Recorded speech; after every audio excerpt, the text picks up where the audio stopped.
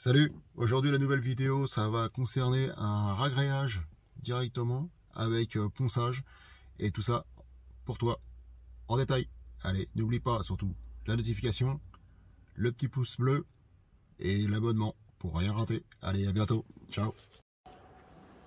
Voilà, aujourd'hui je vous fais voir donc une pause malheureusement que j'avais réalisée il y a quelques années. Et le problème qu'il y a, c'est que au niveau du parquet, j'avais fait donc un primaire d'accroche. Donc il y avait à l'origine, il y avait un ragréage, pour être plus précis. Il y avait un ragréage qui avait été fait déjà à l'origine, mais qui n'était pas forcément bien droit. Donc moi j'avais poncé et j'avais passé un primaire d'accroche dessus directement pour pouvoir justement recouler un nouveau ragréage par la suite, une chose que j'ai fait. Et la chose qui s'est produite, c'est qu'en fait il y a eu un petit problème au niveau d'humidité du côté salle de bain. Donc l'eau est passée en dessous et le parquet ayant bougé comme c'est du massif, il a tiré et a décollé complètement tout l'ensemble. Et le problème c'est que à l'origine, l'ancien ragréage, quand la personne qui l'a réalisé à l'époque, si tu peux voir, en fait, voilà, là c'est en fait de la dalle Gerflor avec une base goudron. Donc en fait, ce qui s'est produit, c'est que ces gens-là, voilà, ils ont été assez sympas pour nous couler directement le ragréage sur le goudron, sans mettre de primaire d'accroche, sans poncer, sans rien faire, donc brut directement comme ça, à la dégueulasse. Et le problème, c'est que le parquet, automatiquement, il se décolle. Voilà. Je vais te faire voir. Voilà. Voilà. Voilà. Tu as tout le parquet, tout le massif de côté de l'entrée. C'était que cette partie-là qui avait été faite. Les autres pièces étaient en moquette.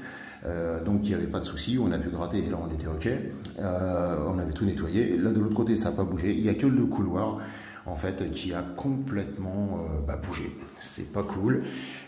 Et puis voilà, d'où l'intérêt de faire des préparations de sol avec un pré-dur, ponçage et vraiment faire des choses professionnelles et pas de l'amateur.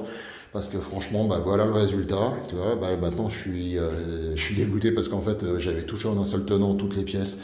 Donc tout était magnifique au niveau des passages de portes et tout était vraiment nickel. Là je vais malheureusement être obligé de remettre des barres de sol au niveau des portes. Chose qui n'était pas vraiment prévue au démarrage et que je voulais pas faire à l'époque. Donc voilà, c'est la galère des travaux de chantier. Et puis par la suite, je vais refaire tout ça proprement. On va poncer, on va repasser un imprès dur, laisser tout ça bien sécher. Et après, je referai un ragréage. Voilà, bon, suite dans le prochain épisode. À bientôt. Donc là, je reviens sur le sol. Donc tout est débarrassé, tout a été nettoyé. Là, j'ai commencé déjà à poncer. Donc, tu vois, c'est le système. Voilà, ça raye complètement le produit. Donc je te fais voir, tu vois, c'est un disque spécial pour pouvoir nettoyer. Et puis je vais te faire voir ça en direct. Allez, on y va.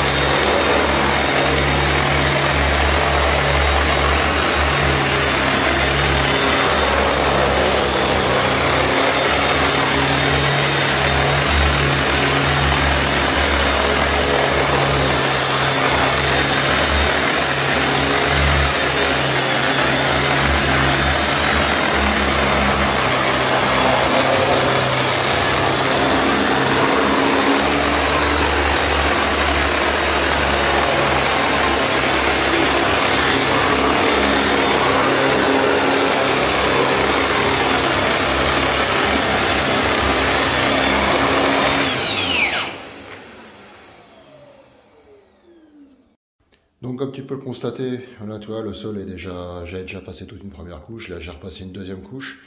Donc là maintenant, après la dépose du parquet qu'on a décollé facilement Soit que tu le décolles avec directement un perforateur avec une lame en métal pour qu'il passe en dessous. Là, c'est ce que j'avais fait pour pouvoir l'arracher facilement. À d'autres endroits, bah, j'ai pas eu beaucoup de mal parce qu'en fait, il était complètement décollé de la structure initiale.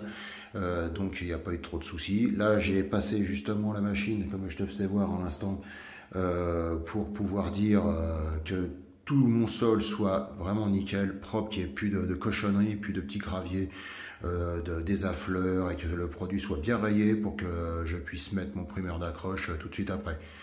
Donc, eh ben, je te fais voir ça dans la foulée. Pour toi, c'est tout de suite. Je te fais voir la suite.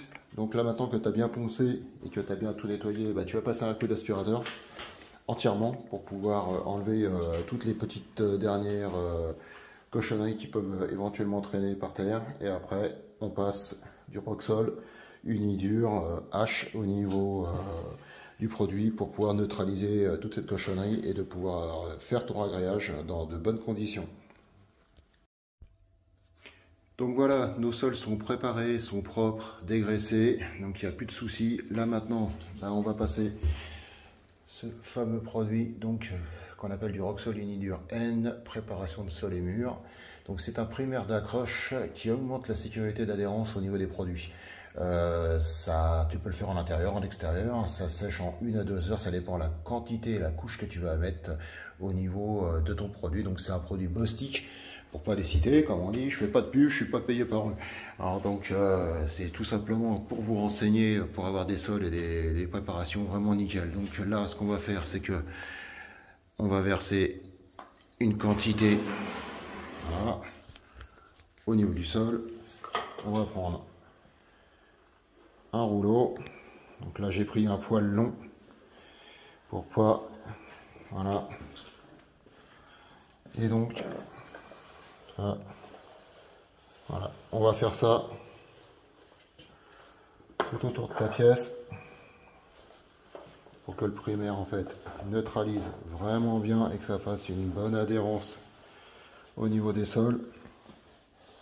Donc là, toi, j'ai pris un rouleau poil long. Tu peux prendre un poil court, mais bon, c'est pas le mieux. Franchement, le poil long, ça te permet, toi, de ne pas consommer des tonnes, de ne pas laisser, toi, voilà, pour éviter ces petites choses-là, là. Hop, regarde, ça aspire bien. Voilà. Donc ça, c'est nickel. Voilà. Allez. Là, j'en ai pas mis des tonnes, mais le peu que je puisse mettre dans le rouleau. Voilà. Alors, comme tu vois, ça devient bleu. Et ça, franchement, c'est ce qu'ils auraient dû faire la première fois. Donc tu prends ton temps, tu fais ça correctement pour éviter tout problème. Après, quand ça c'est bien sec, donc tu vois, ça se met assez facilement. Je le fais à une main, hein, donc t'as pas à t'embêter. Voilà. Là, on va reprendre un peu. Hop, allez, c'est parti.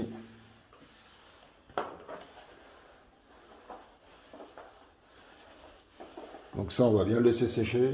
On va laisser pendant à peu près une bonne petite heure. Donc on va les manger entre temps. Soit que tu fais ça la veille, soit que tu fais ça un petit peu plus tard. Mais tu laisses toujours entre tes couches le temps que tout se sèche correctement. Après, il y a certains produits où tu vas devoir éventuellement peut-être le diluer un petit peu, mais évite. C'est toujours un petit peu gênant de faire ce genre de choses. Il y en a qui le font. Moi, je le fais pas. Je préfère le laisser tendre directement avec la couche, quitte à, s'il manque encore passer une petite couche aux certains endroits qui manquent. Mais voilà. Donc, tu vois, tu fais ça sur tout le long. Là, je vais continuer. Et puis après, quand ce sera sec, je te ferai voir ce que ça donne. Et après, on fera un ragréage. Allez, à tout de suite.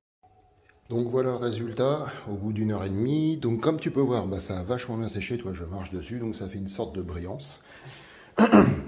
Et donc c'est ton accroche. Donc ça fait un peu, toi, tu entends, c'est un peu poisseux, on va dire, mais pas collant. Donc ça va te permettre que ton produit en dessous, il est neutralisé, il n'y a plus de soucis. Là, je vais pouvoir commencer à malaxer. Et moi, toi, j'utilise, donc pour le coup, c'est du Ceder Roxol. Donc au niveau ragréage, donc c'est une densité de 6 litres d'eau par sac.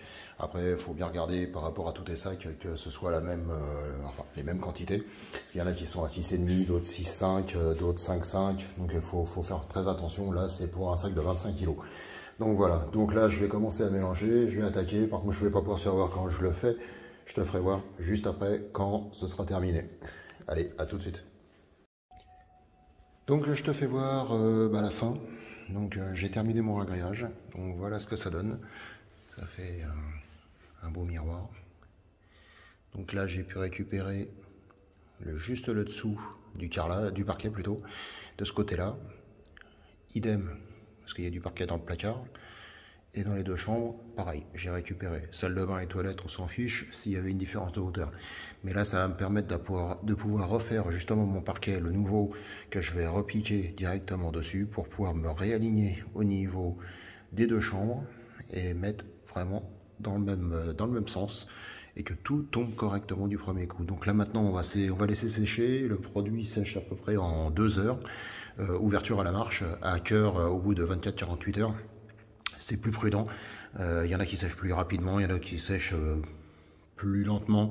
Moi, je préfère lui laisser 48 heures de tirage tranquille et on pose une semaine plus tard pour vraiment que toute l'humidité soit enlevée et que tout soit propre du premier coup. Donc voilà, donc je vous referai une petite vidéo sur la pose collée du parquet, mais un petit peu plus tard. Allez, à bientôt. Ça y est, cette vidéo est terminée. J'espère que ça t'a donné des renseignements et que tu éviteras de faire la même bêtise que certains. Sinon, si tu as besoin, n'hésite pas, laisse un commentaire. Ce sera avec plaisir que j'y répondrai. N'oublie pas, tu t'abonnes, la notification, un pouce bleu et surtout, partage à fond. Allez, à bientôt pour une prochaine vidéo. Salut!